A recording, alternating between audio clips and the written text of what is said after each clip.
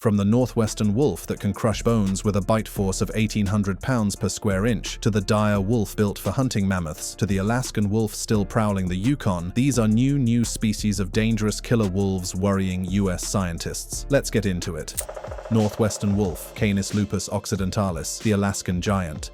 The northwestern wolf, also known as the Mackenzie Valley wolf or Alaskan timber wolf, stands as the undisputed titan among North American wolves, and for good reason. This subspecies can reach weights of up to 175 pounds, making it the largest gray wolf subspecies, with some exceptional individuals reportedly tipping the scales even higher. Picture a creature standing 30 to 36 inches at the shoulder, stretching 5 to 7 feet from nose to tail, equipped with jaws capable of delivering a bone-crushing bite force of approximately 1,800 pounds per square inch. The northwestern wolf inhabits remote, rugged terrains ranging from Alaska and the upper Mackenzie River Valley southward through British Columbia, Alberta, Saskatchewan, and into the northwestern United States. Northwestern wolves live in hierarchical packs of 6 to 12 members, with some packs in Yellowstone reaching up to 37 individuals. They primarily target massive ungulates like moose, bison, elk, caribou, and Dall sheep, animals that can weigh anywhere from 400 to 2,000 pounds. The fact that a pack of these wolves can systematically bring down a full-grown bison, an animal that stands 6 feet tall and weighs as much as a small car, speaks volumes about their lethal efficiency. The northwestern wolf was successfully reintroduced to Yellowstone National Park in 1995-1996, where it has since thrived and fundamentally altered the ecosystem. The wolf's impact on elk populations was so significant that it triggered a phenomenon known as a trophic cascade, fundamentally changing vegetation patterns, river courses, and the entire ecological balance of the region. From a human safety perspective, northwestern wolves generally avoid human contact due to their natural fear instilled through centuries of persecution. However, their sheer size and power mean that any encounter has the potential to be dangerous, particularly if the animals are habituated to human presence, protecting young, or suffering from disease. The only fatal wolf attack in North America in recent decades occurred in Alaska in 2010, serving as a sobering reminder that these are wild predators capable of inflicting serious harm. Populations of northwestern wolves are estimated at 11,000 individuals in Alaska alone, making them one of the more stable wolf populations in North America. However, their expansion into lower 48 states continues to generate controversy, particularly among ranchers and hunters who see them as threats to livestock and game animals. The northwestern wolf represents the pinnacle of what millions of years of evolution can produce when survival depends on being the ultimate predator. But if the Alaskan giant is the king of today, the dire wolf shows us just how monstrous predators once were. Dire wolf, Enochion dirus, the prehistoric nightmare. While it vanished from the earth over 10,000 years ago, the dire wolf remains one of the most fascinating and terrifying predators ever to roam North America. This extinct species, whose name literally translates to terrible wolf in Greek, represents what happens when evolution pushes the limits of predatory design to their absolute extreme. Recent DNA studies have revealed that dire wolves were not actually closely related to modern gray wolves, having diverged from them approximately 5.7 million years ago. The dire wolf wasn't just another large canid. It was a hyper-carnivorous killing machine specifically evolved to hunt the massive megafauna of the Pleistocene epoch, weighing between 110 and 243 pounds, with some subspecies like A.D. dirus reaching the upper end of that range. These predators were stockier and more muscular than any modern wolf, built for raw power rather than endurance running. Their massive skulls featured larger carnassial teeth for shearing meat and rounded, flexible canines with greater bending strength. Fossil evidence from sites like La Brea tar pits shows that 25–50% of adult dire wolves had fractured canine teeth, indicating frequent bone-crushing behavior to access marrow during times of scarcity. The dire wolf's bite force quotient, BFQ, of 163 nkgs was the highest among placental mammals, surpassing even modern gray wolves and spotted hyenas. Evidence from La Brea tar pits, where over 4,000 dire wolf specimens have been recovered, suggests these predators lived in large social groups similar to modern wolves, but scaled up for megafauna hunting. Imagine encountering a pack of 20 dire wolves, each weighing as much as a large modern wolf, but built like a canine version of a grizzly bear, working together to bring down prey the size of a modern elephant. Dire wolves were hypercarnivores, with a diet consisting of over 70% meat, primarily focusing on massive herbivores that no longer exist. Isotopic analysis of fossils shows their diet was dominated by horses, up to 40%, bison, camels, ground sloths, and juvenile mammoths. Their hunting strategy involved delivering many shallow bites, rather than single killing bites, using their pack coordination to overwhelm even the largest and most dangerous prey. Recent de-extinction efforts, including projects by companies like Colossal Biosciences, have garnered attention, though true revival remains scientifically challenging and ethically complex. The idea of bringing back a predator specifically evolved to hunt megafauna in a world without such prey raises obvious questions about ecological viability and safety. And just when you think the nightmare ended with extinction, another behemoth prowls the Yukon wilds. Interior Alaskan wolf, Canis lupus pambasileus, the Yukon behemoth.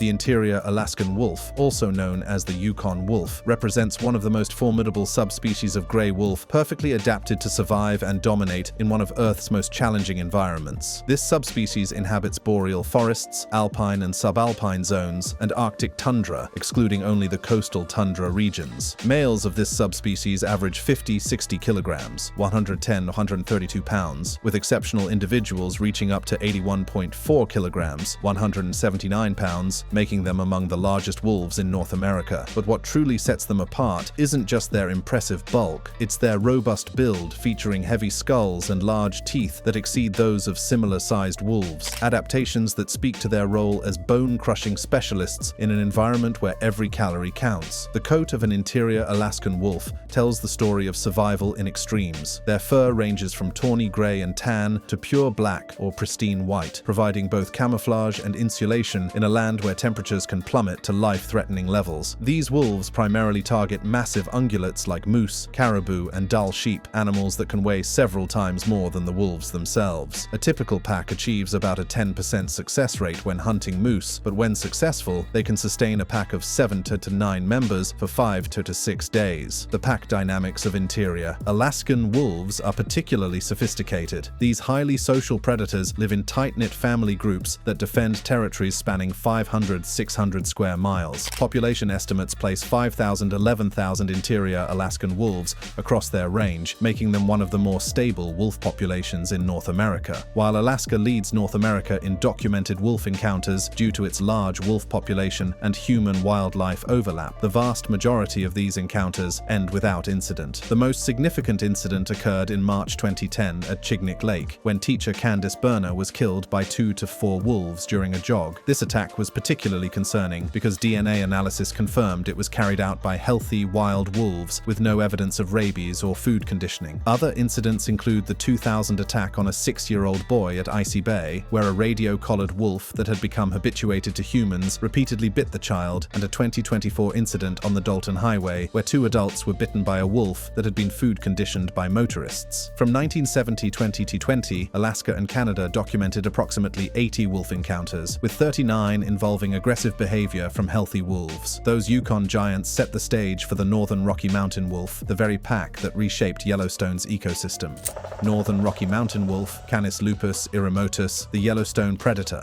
The northern Rocky Mountain wolf, with its pale, grizzled coat and piercing eyes, represents both one of conservation's greatest success stories and one of its most contentious ongoing battles. This subspecies inhabits the mountainous regions of Montana, Idaho, Wyoming, eastern Washington, eastern Oregon, and north-central Utah, where it has reclaimed its role as apex predator after being driven to near extinction. Males typically weigh between 90 to 150 pounds, with females ranging from 70 to 110 pounds, making them among the larger wolf subspecies in North America. These wolves possess broad skulls and powerful jaws capable of delivering approximately 100-200 pounds per square inch of bite force, enabling them to crush bones and take down prey many times their size. After being extirpated from the region by the 1940s through systematic persecution, these wolves made their historic return to Yellowstone National Park in 1995 to 1996, when 31 wolves were reintroduced from Canada. Northern Rocky Mountain wolves live in packs averaging 8 to 12 members, though some Yellowstone packs have reached over 30 individuals. Their primary prey consists of elk, which make up 70-80% of their diet, supplemented by bison, mule deer, and smaller mammals. The impact of wolf predation on elk populations has been profound, with wolves killing approximately 2,000 elk annually in the Yellowstone ecosystem. Despite over 25 years of coexistence and thousands of human visitors to wolf habitat, there have been 0 documented attacks on humans in the Northern Rockies. Wolves in this region have shown increasing boldness boldness in some areas, with reports of wolves following hikers, approaching campsites, and investigating human activities. Wolves kill approximately 100-200 livestock animals annually in the region, representing less than 1% of total livestock losses, but generating significant economic and emotional impacts on ranching communities. These conflicts have led to compensation programs that have paid out over $2 million to ranchers, but tensions remain high. The controversial delisting of northern Rocky Mountain wolves from endangered species protection in 2011 opened the door to state management programs that allow hunting and trapping. Some states like Idaho have implemented aggressive control measures, including unlimited hunting seasons and the use of hounds, leading to significant population reductions in some areas. Studies show that wolf reintroduction has triggered trophic cascades that have restored vegetation, improved water quality, and increased biodiversity. The intelligence and adaptability of northern Rocky Mountain wolves is both impressive and concerning. These wolves have learned to associate the sound of hunting rifles with gut piles, leading them to follow hunters and scavenge kills. Yellowstone's predators are fierce, but the Great Plains wolf showed how 3 wolves alone could bring down a full-grown bison.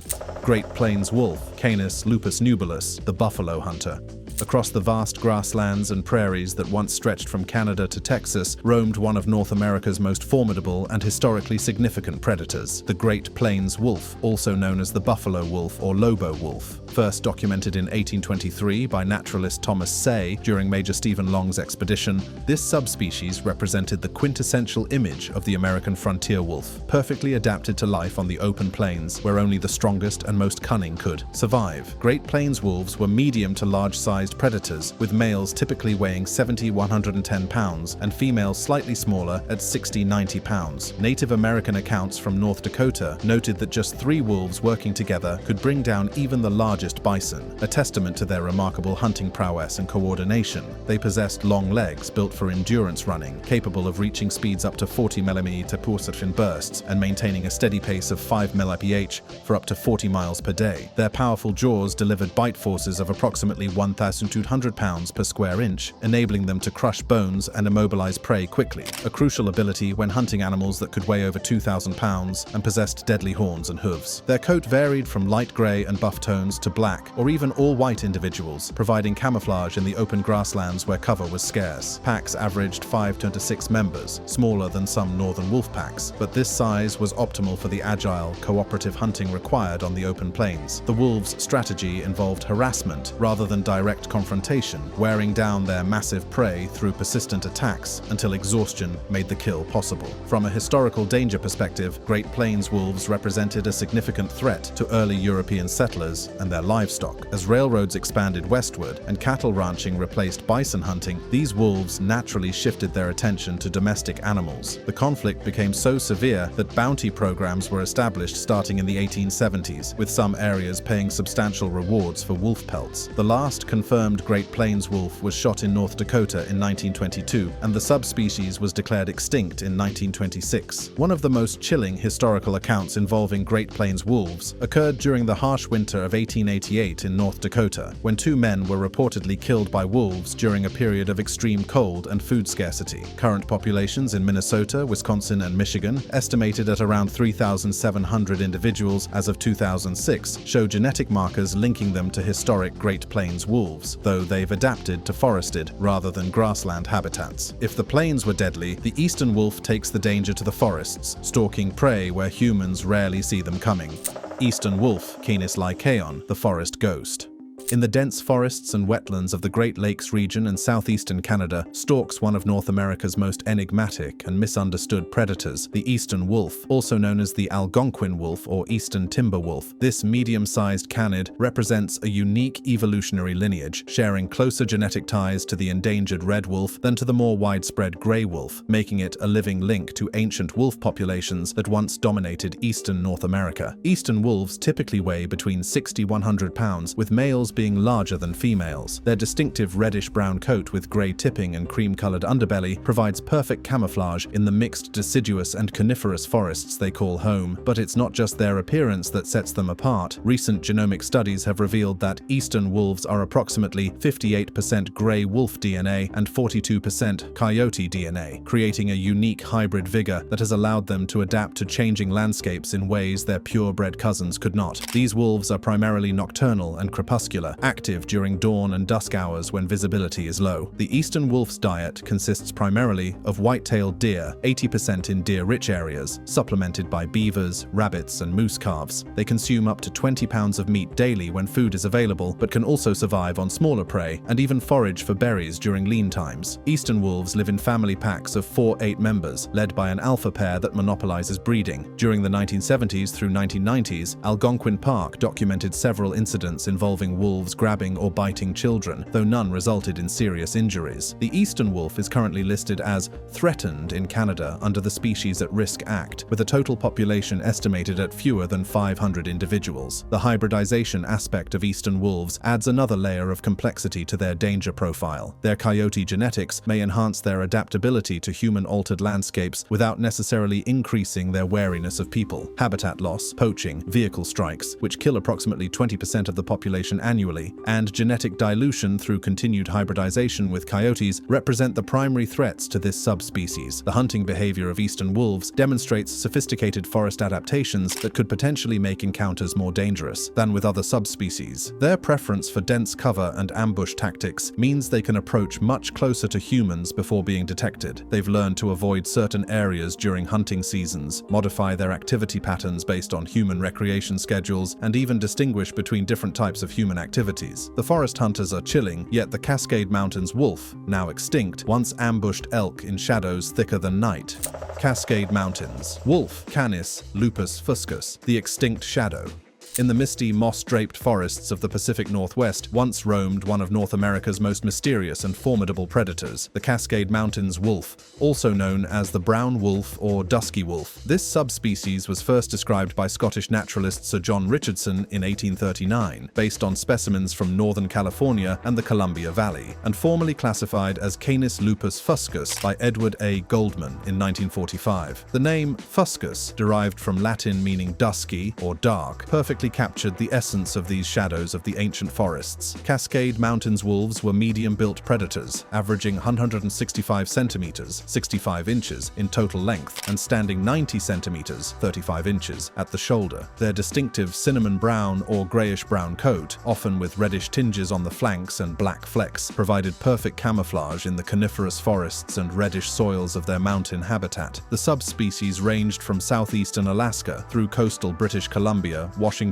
Oregon, and Northern California, with the southernmost record in Lassen County in 1924. The wolves possessed long legs for endurance running in mountainous terrain, broad skulls for powerful jaws delivering approximately 1,200 psi of bite force, and keen senses specifically adapted to dense, wet forests. Genetic studies suggest they descended from post-Pleistocene migrants from the southern Great Plains, part of a southern clade of grey wolves that crossed the Bering Land Bridge 70,000 years ago. Living in packs of 5 to 12 members, they were ambush predators that used the dense forest cover to orchestrate coordinated attacks on large ungulates, including Roosevelt elk, black-tailed deer, moose, mountain goats, and bighorn sheep. Their territorial ranges of 200-500 square kilometers were defended through howling and scent marking. The extinction of Cascade Mountains wolves was declared by 1940, making them one of 11 U.S. gray wolf subspecies lost to human persecution. U.S. and Canadian governments paid $5 to $10 per wolf pelt, equivalent to $150–300 today, creating a powerful economic incentive for their elimination. Since 2011, gray wolves from Idaho have been recolonizing the Cascade region, forming packs like the Lookout Pack in North Cascades 2011 and the Warm Springs Pack in Oregon 2022. Washington currently has approximately 26 packs totaling 132 wolves as of 2020, while Oregon has about 3 packs in the Cascades. A recent incident in Oregon in 2023 involved a wolf charging a hunter, though the encounter ended without injury when the hunter shot in self-defense. Modern wolves in the Cascades cause approximately 20–30 livestock deaths annually in Washington and Oregon, but non-lethal deterrents such as guard dogs and fencing have proven 90% effective in preventing conflicts. Extinction didn't end the story, because the Rocky Mountain wolf has returned, this time reintroduced into Colorado's backyard.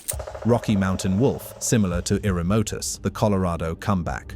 The Rocky Mountain wolf, closely related to the northern Rocky Mountain wolf, Canis lupus erymotus, was reintroduced to Colorado in 2023, marking the beginning of one of the most ambitious and controversial wolf restoration projects in recent U.S. history. These magnificent predators, weighing between 70 to 120 pounds with mixed fur coloration, represent both the promise of ecological restoration and the challenges of reintroducing apex predators into landscapes now dominated by human activity. The original Rocky Mountain wolves were extirpated from Colorado by the 1940s through systematic persecution campaigns, part of the broader predator control efforts that eliminated wolves from most of the lower 48 states. The decision to bring them back came through Colorado Proposition 114, which passed by a narrow margin in 2020, making Colorado the first state to reintroduce wolves through a ballot initiative rather than federal mandate. Colorado has experienced explosive population growth and outdoor recreation expansion, meaning these wolves are entering a landscape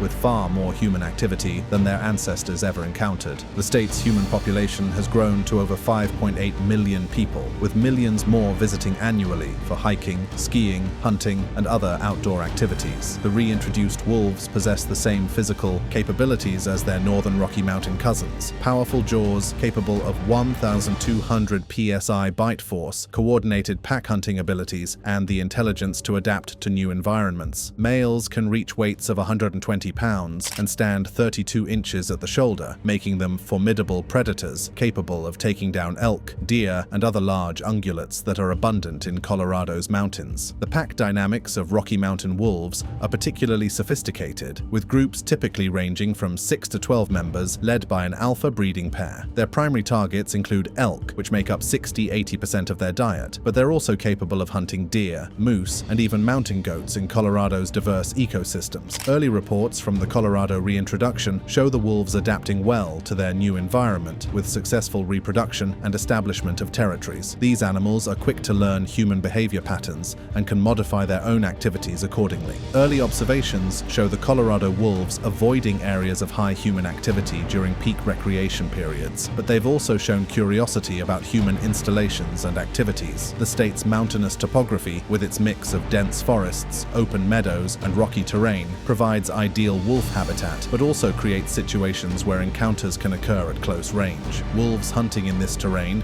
can use elevation changes and vegetation cover to approach prey or inadvertently encounter humans with minimal warning. But while Colorado experiments with rewilding, the Mexican wolf fights just to survive in the deserts of the Southwest.